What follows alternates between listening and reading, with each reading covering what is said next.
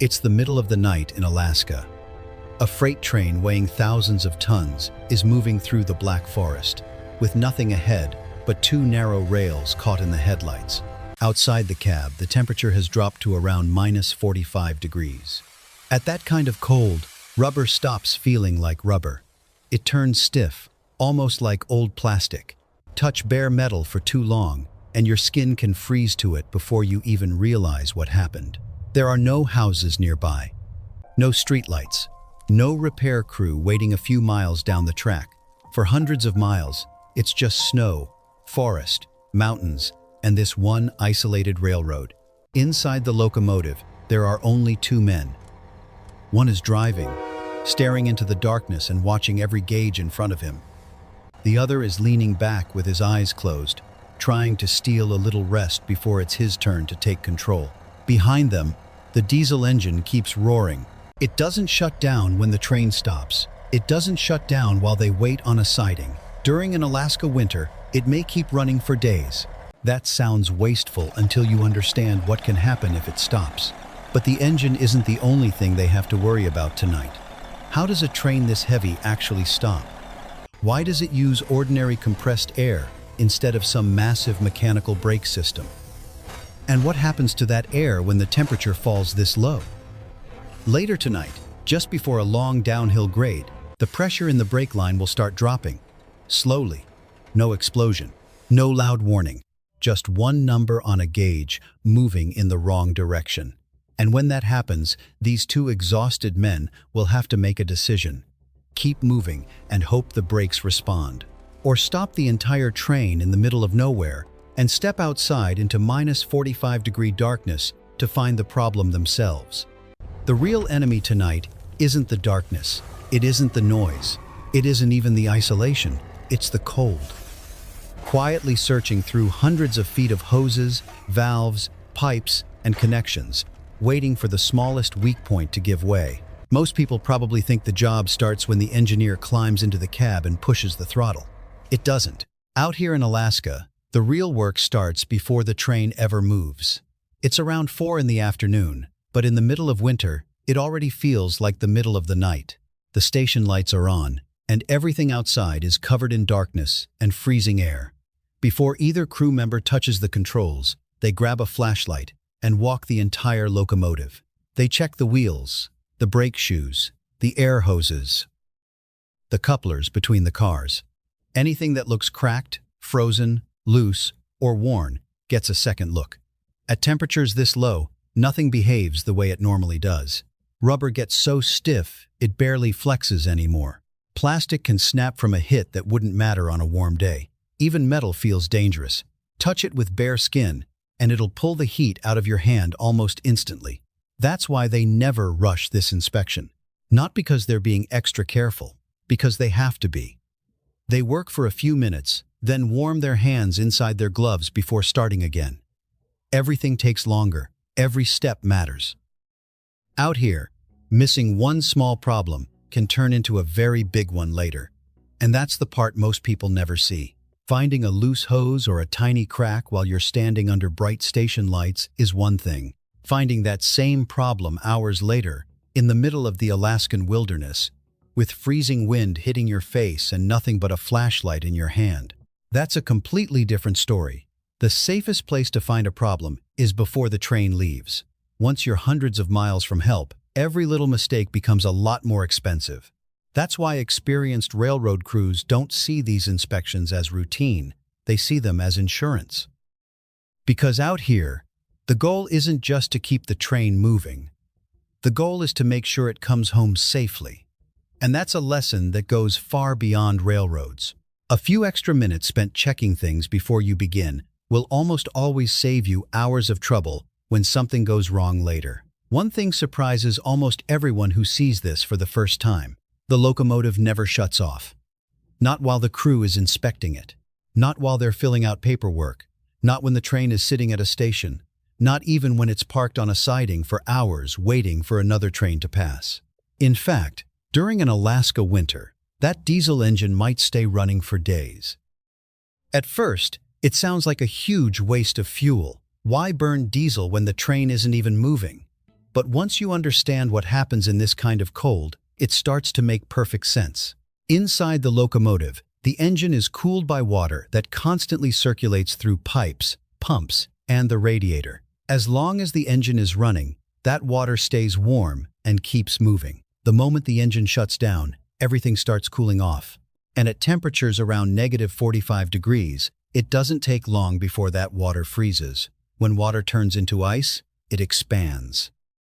That expansion is strong enough to crack metal pipes, split the radiator, damage the water pump, and leave a perfectly good locomotive completely disabled. One cold night is all it takes.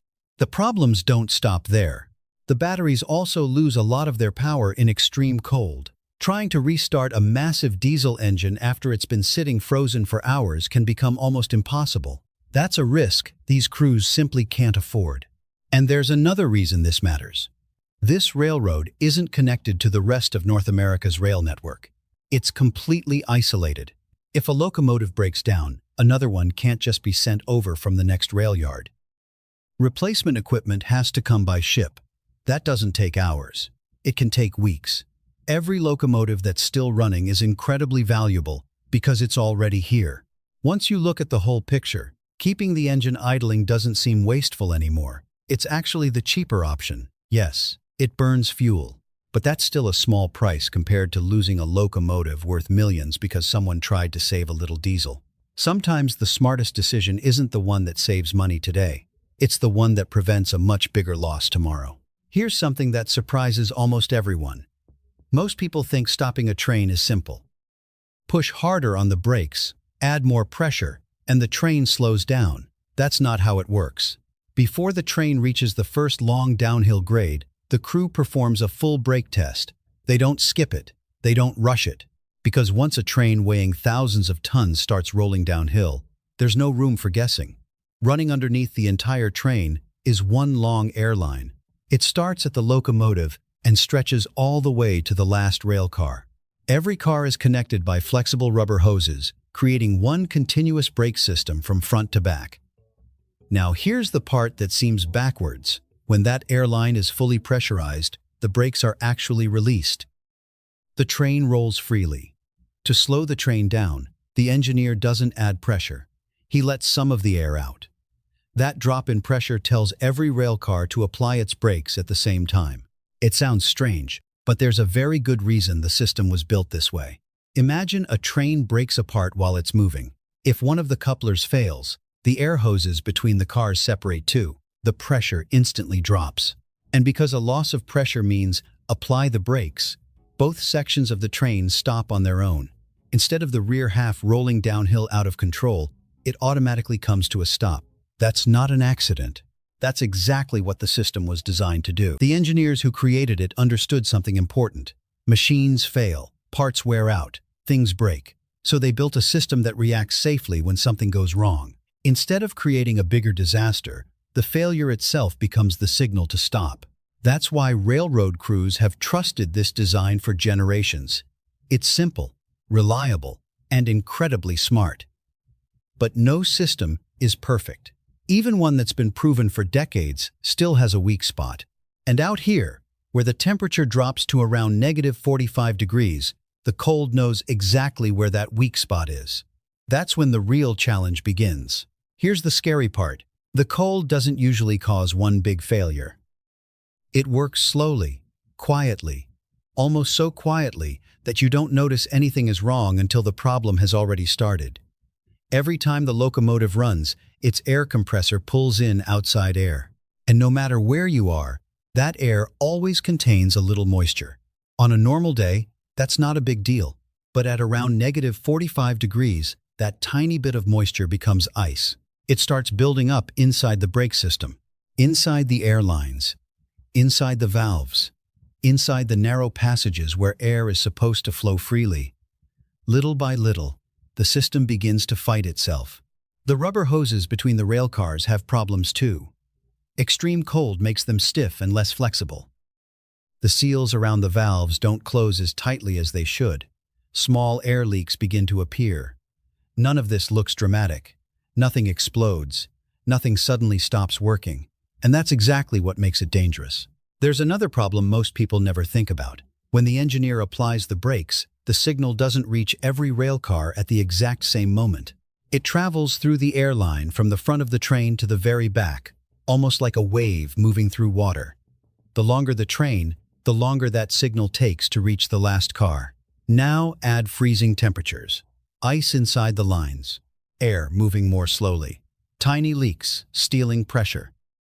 That delay gets even longer. The brakes still work, just not the same way they did before. And that's the real danger. The system hasn't completely failed. It's become unpredictable. The engineer can still slow the train down, but he can't be completely sure exactly how long it will take or how much track he'll need to stop. On flat ground, that's already a problem.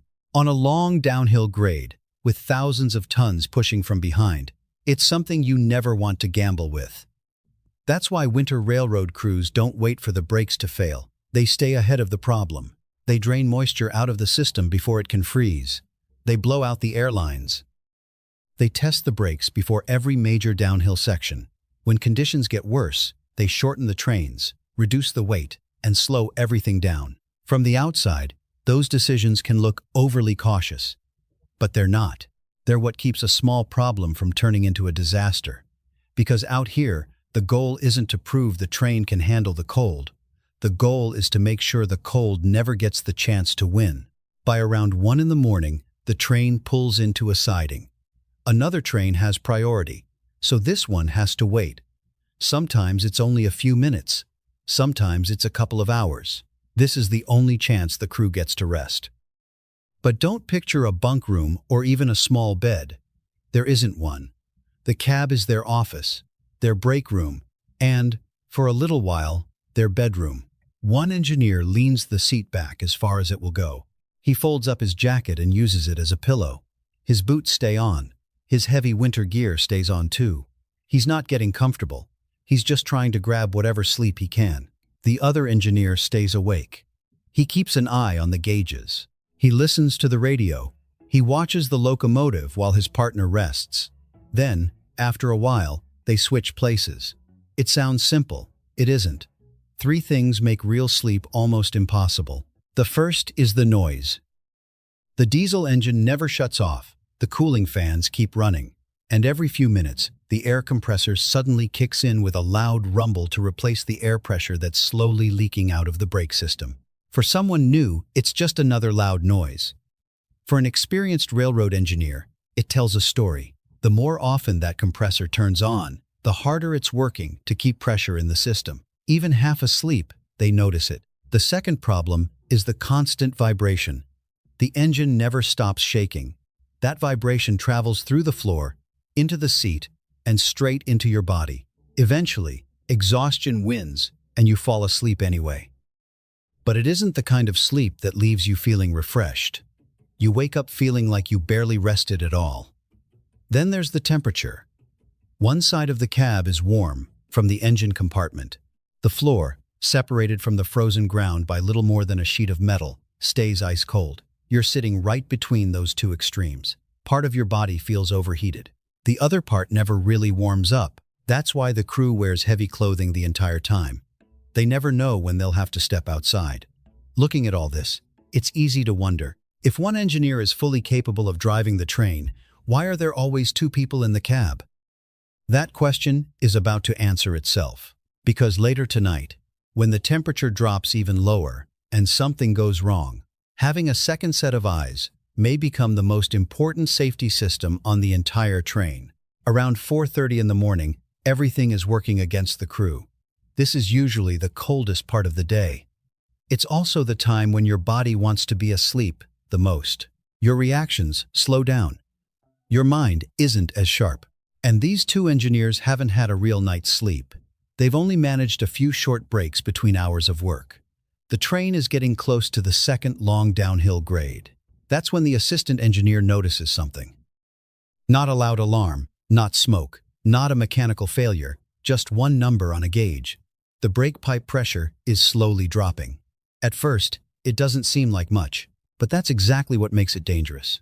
Somewhere along the train, air is escaping. Maybe one of the rubber hoses has become so stiff from the cold that it isn't sealing properly anymore. Maybe a valve isn't closing all the way. Maybe a frozen connection has opened a tiny leak. Or maybe moisture trapped inside the system has finally turned into ice. No one knows yet. What they do know is that the air compressor is working harder than before. It keeps turning on, again and again, trying to replace the pressure that's being lost. But this time, it can't keep up. The leak is winning. Now the crew has a choice to make. They could keep going and hope the brakes still work well enough when they reach the hill. Or they could stop the train while everything is still under control. They don't hesitate. The engineer brings the train to a stop on a flat section of track. Not because the brakes have already failed, because they still work. And that's the safest moment to deal with the problem. Waiting until the train is already rolling downhill would be a gamble no experienced railroad crew is willing to take. This is also where the reason for having two people in the cab becomes crystal clear. Yes, the locomotive has safety systems. If the engineer loses consciousness, the train can automatically stop itself. Technology can recognize that something is wrong, but it can't decide what to do next. It can't figure out whether it's safe to continue. It can't inspect the brake system. It can't judge if the risk is acceptable. Those decisions still belong to people. And at 4:30 in the morning, after a long night in extreme cold, that's exactly why a second engineer matters. One tired person can overlook a problem without realizing it. Two tired people can question each other. They can compare what they're seeing. They can slow each other down before making the wrong call. Out here, that second opinion isn't just helpful. It could be the reason everyone makes it home safely. Once the crew reports the problem to the dispatcher, there's only one thing left to do. Someone has to get out of the cab. He grabs a flashlight, opens the door, and steps into the freezing darkness. There's no quick fix, no button to press, no computer that tells him exactly where the leak is. He has to walk the length of the train, checking every hose, every coupling, one by one. In weather this cold, the frost actually becomes a clue. Where air is leaking, ice starts to build up. Sometimes that's the only sign that something isn't right. The work happens in short bursts. Check a connection, warm your hands.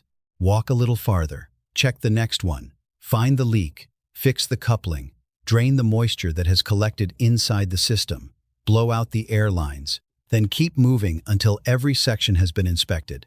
It's slow, it's exhausting, but nobody rushes, because missing one small leak could turn into a much bigger problem a few miles later. Eventually, they find the issue. They fix it. But here's what experienced railroad crews never do. They never assume everything is fine just because the repair is finished. They prove it. The entire brake test starts over from the beginning. The engineer applies the brakes. One crew member walks the train again, making sure every brake shoe is pressing against the wheels like it's supposed to. Then the brakes are released. Another walk. Another check. Every brake has to release completely. Only after the whole system responds the way it should does the crew report back to the dispatcher. Only then do they get permission to move again. When the train finally reaches the downhill grade, it doesn't run at normal speed. They slow it down. The schedule is already behind. Everyone knows that. But at this point, the timetable doesn't matter anymore. Getting there safely does. That's something these crews understand better than anyone. You can always make up lost time. You can't undo one bad decision made on a mountain grade in the middle of an Alaska winter. So, they choose the safer option. Every single time. And by the time the train rolls through that downhill section, the crew knows something important. The delay cost them time. But taking the time to stop, inspect, repair, and test the system again gave them back something far more valuable: confidence. Because when you're responsible for thousands of tons of moving steel, confidence should never come from hope. It should come from knowing your equipment has already proven itself before you trust it again. By around 7:30 that morning, daylight finally starts to break over Alaska. The sky slowly turns gray. In the distance, the lights of the station come into view. The train pulls in behind schedule, but it gets there. The locomotive is still running. The brake system is working the way it should. The cargo made it, and so did the crew. When their shift is over, they hand the locomotive off to the next crew. The engine keeps idling, just like it has all night. That might seem strange to someone seeing it for the first time. But after everything we've seen, it makes perfect sense. Looking back, something really stands out. The cold never tried to fight the crew directly. It went after the systems they depended on. It froze tiny drops of moisture inside the brake lines. It turned flexible rubber into something hard and brittle. It created small air leaks. It slowly reduced air pressure.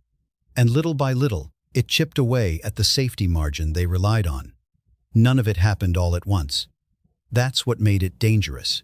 The crew didn't make it through the night because they pulled off some dramatic last-second rescue. They made it because they respected the process from the very beginning. They kept the engine running instead of trying to save fuel. They tested the brakes before every major downhill grade. They paid attention to small changes before they became big problems. They stopped the train while they still had full control. They questioned each other's decisions instead of assuming everything was fine.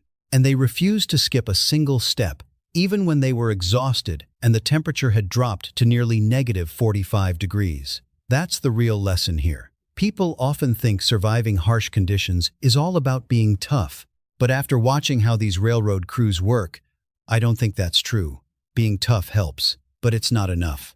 What really keeps people alive is discipline. It's following the same routine every single time, even when you're tired. It's taking small warning signs seriously instead of hoping they'll go away. It's understanding that confidence shouldn't come from experience alone. It should come from knowing you've done every step the right way. Nature has a way of finding weak points in metal, in rubber, and in people. Out here, one shortcut can become one disaster. That's why nobody skips the checklist, nobody rushes the inspection, and nobody assumes they'll get a second chance. Because in a place where mistakes can't be taken back, courage matters. But a reliable system matters even more. That's what brought this train home.